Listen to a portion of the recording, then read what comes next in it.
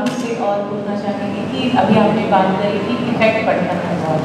तो सर जो ये हम ट्रांसलेशन करते हैं, अनुवाद किया जाता है साहित्य का,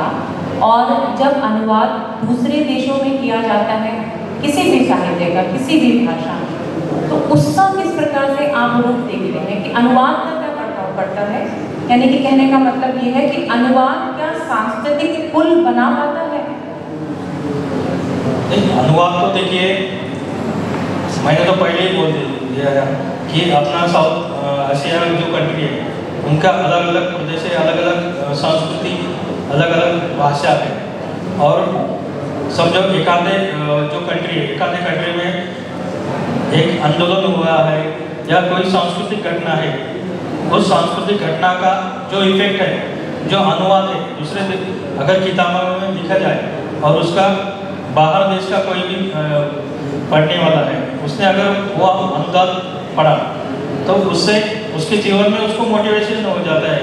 कि भारत में ऐसा ऐसा आंदोलन हुआ है, पाकिस्तान में आंदोलन हो चुका है या नेपाल में, तो इस प्रकार का आंदोलन हम हमारे देश में, हमारे राज्य में भी कर सकते हैं, और उससे उनको एक प्रेरणा मिलती है आगे जाने की। ऐसा मेरा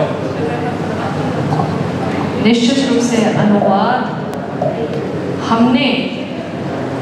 या मैंने विश्व जो साहित्य है वो अनुवाद के जरिए ही पढ़ा है। तो अनुवाद से ही हमें ये पता चला कि Fyodor Dostoevsky, Leo Tolstoy, O Henry, इन सब के साहित्य के जरिए हमने यह जाना कि इन देशों ने आवाज़ कैसे उठी, क्रांतियाँ कैसे उठी। ओ हेनरी की जब हम लास्ट लीव पढ़ते हैं तो जो लास्ट लीव कविता कहानी है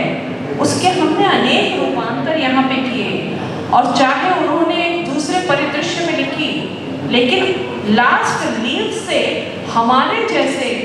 कितने ही बच्चों ने, जब हम बच्चे थे तो जीवन में प्रेरणा पाई कि आशा का दामन नहीं छोड़ना है। तो ट्रांसलेशन यदि समझदारी से अनुवादक ने किया है तब वह प्रेरणा देता है, प्रभाव डालता है, और यदि अनुवादक जो है वह अगर टारगेट लैंग्वेज के कल्चरल सिग्निफिकेंस को नहीं पकड़ पाता है, be wise as owl, be wise as owl, इसका अनुवाद करते हुए यदि वो हिंदी में यह कहता है कि उल्लू की तरह समझदार बनो, तो जाहिर सी बात है उसके पास सांस्कृतिक पृष्ठभूमि नहीं है हिंदी की, क्योंकि उल्लू यहाँ पर वो समझदारी का प्रतीक नहीं है कि जो पक्षी दिन के उजाले में भी ना देख पाए हम उसको उल्लू बोलते हैं, बेवकूफ मानते हैं। लेकिन अंग्रेजी में ऐसा नहीं है, वहाँ पे एक ये पॉजिटिव कहावत है, क्योंकि वहाँ पे वो उसको इस दृष्टि से देखते हैं कि अंधेरे में भी जो देख ले, जिसके पास दृष्टि हो, उससे समझदार तो कोई और है ही नहीं। तो जाहिर सी बात है जब हम ट्रांसलेशन करते हैं